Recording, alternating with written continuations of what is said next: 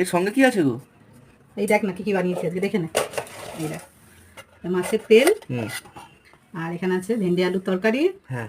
এটা আছে আম দিয়ে, বেগুন দিয়ে, মাছের মাথা দিয়ে টক। ও মা, মাছের মাথা কই গো?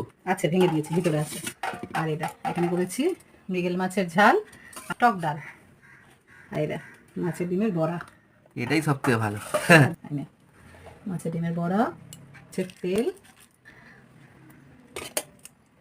ভেন্ডির সবজি, এটা এখানে দিয়ে দিলাম। আর বেশি দিন টক ডাল খাওয়া যাবে না। কেমন? এটা তো পাকা আম হয়ে যাচ্ছে না, তো কাঁচা আম তো বন্ধই হয়ে যাবে। বারো মাছ পাওয়া যায়, কিন্তু সে আমের তখন অনেক দাম হবে।